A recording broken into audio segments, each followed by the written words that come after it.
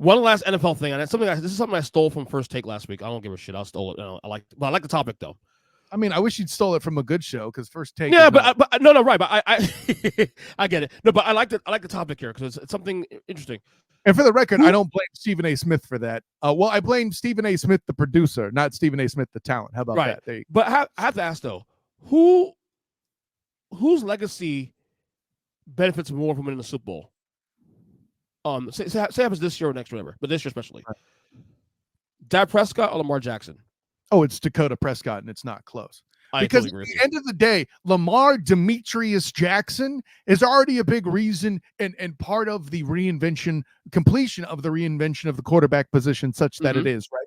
I have talked to Hall of Fame NFL alums in person about this, and all of them with ubiquity, save for one guy, and that's Jay Glazer, and then also Ndamukong Suh, which he's not a Hall of Famer, and I don't know that he will be. I think that's an interesting conversation, but fringe at best. Let's table it, but yeah, I at any rate, punchline being, the state of the NFL is if you aren't mobile, you aren't a top fiver, period.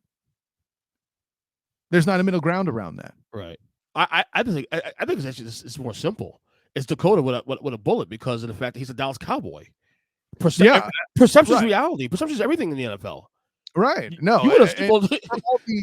For all the hell that he gets from his own fan base, I might add, but just from being getting what I call the Forbes push, right? The Dallas Cowboys. It's not about America's team. It's about being at the top of Forbes with the most valuable franchise. Okay, that's what it is. In my mind. Now, is there an element of correlation there? Sure, that's another question. But yeah, no, you're 1,000,000,000% correct. And just considering how many times things around him failed, and not him, a la Tony Romo and the Cowboys defense, they both have been screwed by that at some juncture. Yeah, I agree. It's Dakota outright. And by the way, if Dakota gets a Super Bowl, he won't. That will be his legacy, where if Lamar gets a Super Bowl, that's going to be kind of an undercard to what he was as a quarterback in the NFL. Yeah, I feel like too also with Lamar. Lamar will still get his flowers even when he win a Super Bowl. He'll get his flowers because he's proven to be a winner already as is. And it's less pressure playing Baltimore.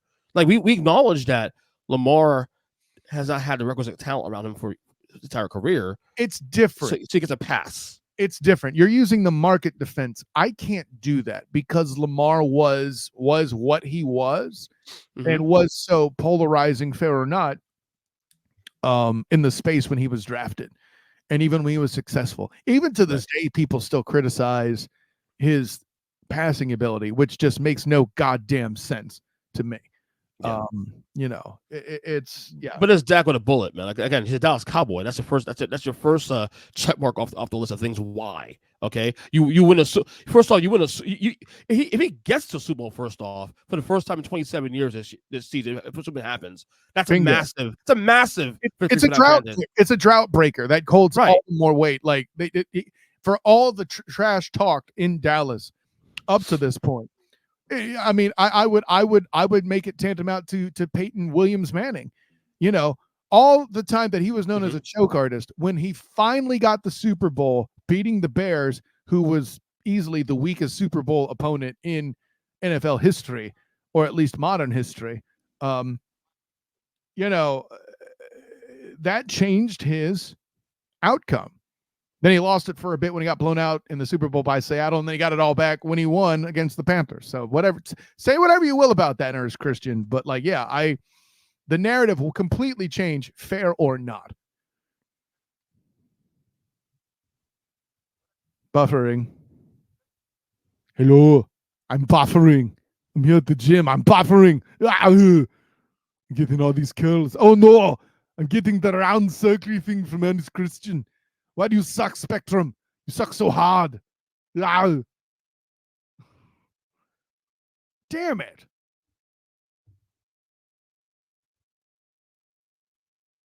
Do we get some basketball? When are we going to get back on?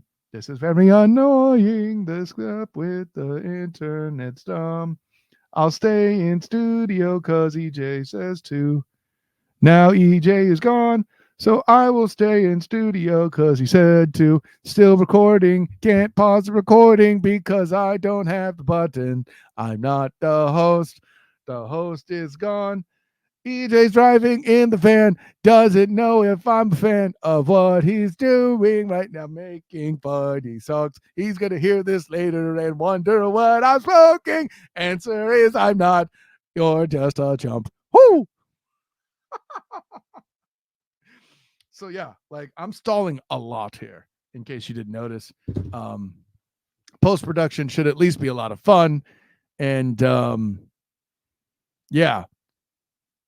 By the way, Dr. Cox is the Good job. Good job, buddy.